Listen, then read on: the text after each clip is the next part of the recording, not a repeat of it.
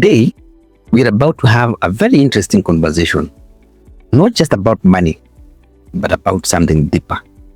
What really happens to your family financially if you're no longer there to provide?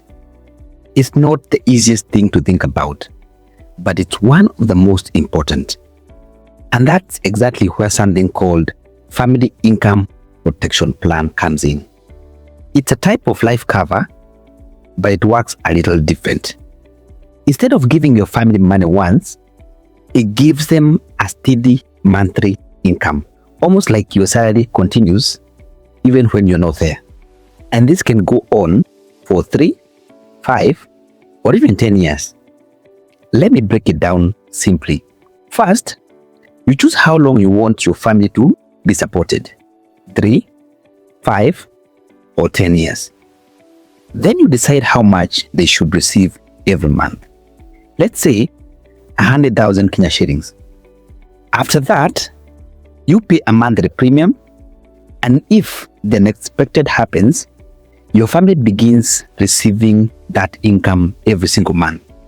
No confusion, no pressure of managing a lump sum, just consistent support. Now, here's the thing that most people don't expect. That monthly income increases by 10% every year.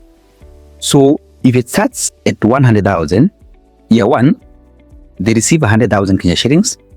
Year 2, they receive 110,000 Kenya shillings. Year 3, 121,000 Kenya shillings. Because life doesn't get cheaper. And this plan adjusts for that. Think about what that really means for your family. Rent is covered. School fees continues. Food is on the table. They don't have to suddenly figure life out overnight.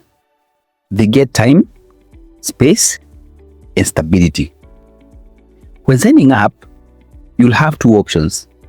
You can take a medical test and your cover starts fully immediately. Or you can skip it. In other words, you skip the medical test. But in that case, there's a 12-month waiting period before full benefits apply. The amount your family can receive depends on your choice. With that medical test, it can range from about 50,000 to 300,000 Kenya shillings per month. With medical test, it can go up to a maximum of 3 million Kenya shillings per month. So it really depends on what works for you. Getting started is simple. You just need a valid ID or a passport and to be between 18 and 65 years old. To sign up, you provide a completed application form, a copy of your ID, your KRA PIN, your preferred payment method, your first payment, and if you choose, a medical checkup.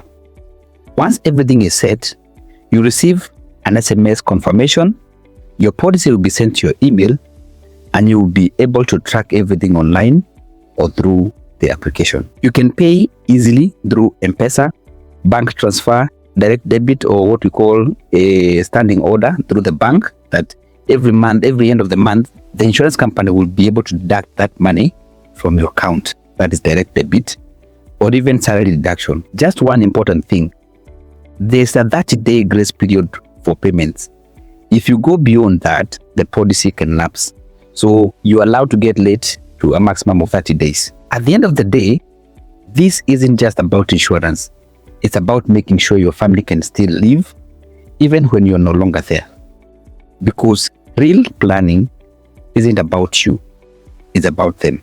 And if this is something you've been thinking about, I'll be happy to walk you through it step by step based on your situation. Feel free to reach out to me directly for more information on how to get started.